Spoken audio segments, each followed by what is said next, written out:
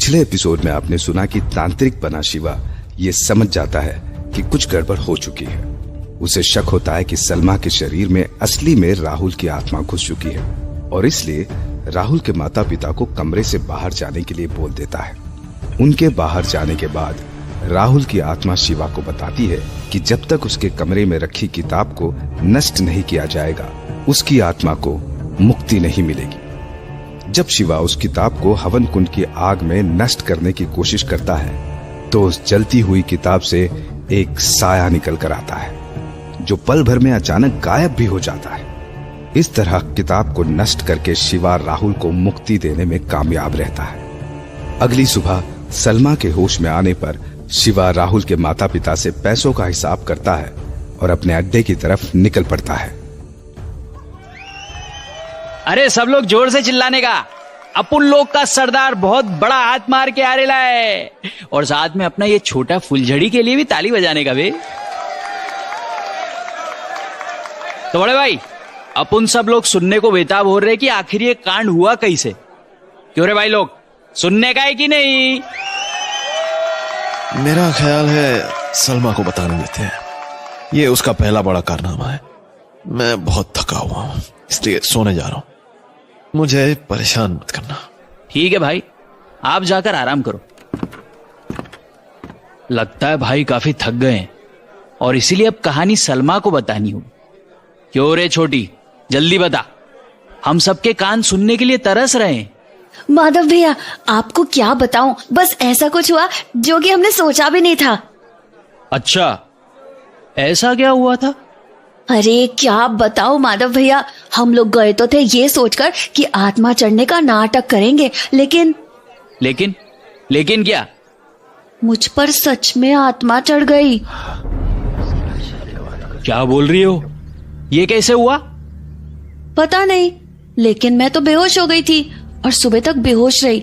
सरदार ने बताया कि गलती से हम असली प्रेत पुष्प ले आए थे और राहुल की आत्मा सच में आकर मुझ पर चढ़ गई। लेकिन सरदार ने सब संभाल लिया और हम सागर शक्ति निवास से माल के साथ साथ जेवर भी लेकर आ गए। अरे बाप रे, असली का भूत? अक्खा जिंदगी खाली सुना था प्रेतों के बारे में, कभी असली में सामना नहीं हुआ। चलो अच्छा है कि अपन इस काम पर नहीं गया, वरना अपना तो हाल बुरा हो जाता। क्योंकि ये तो शिवा भाई की आवाज है। तुम लोग यहीं रुको, मैं देखता हूं।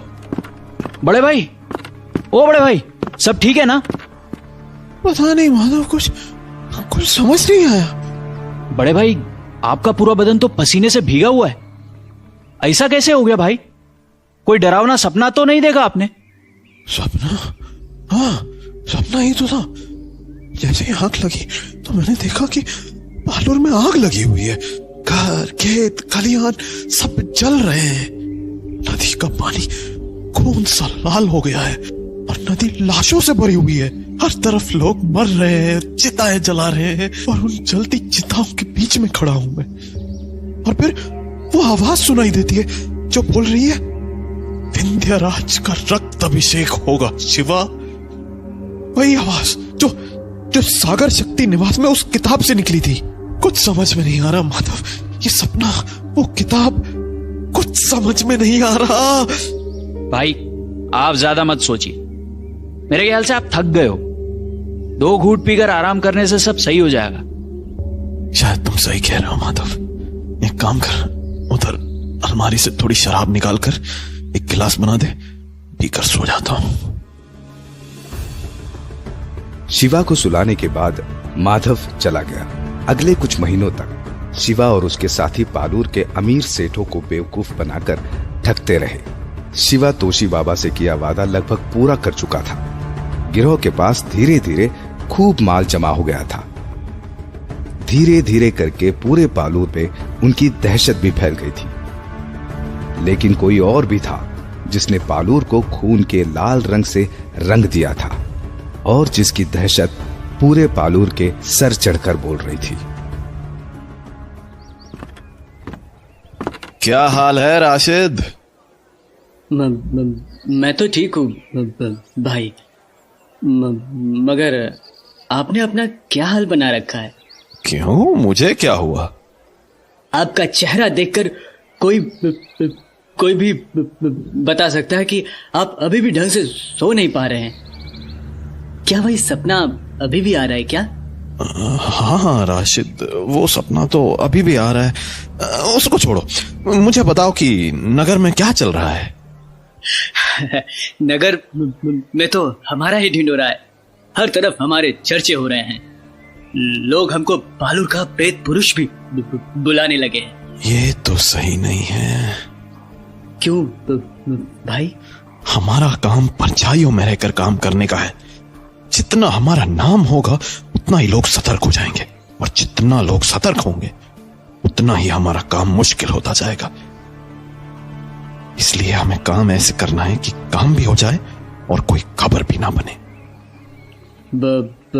बात तो सही कह रहे हैं भाई। खैर, और बताओ क्या खबर है? दरअसल भाई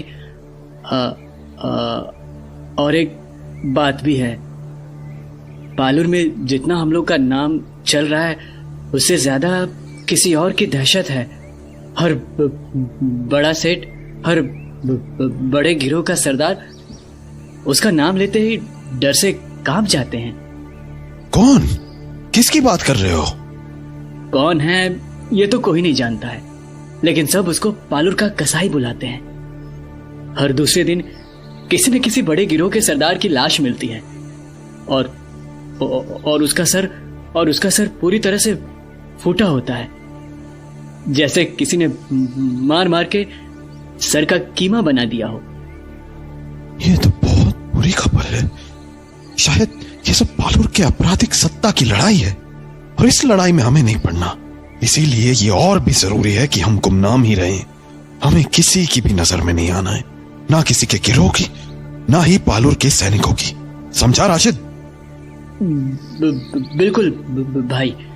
वैसे भाई एक और खबर है। क्या?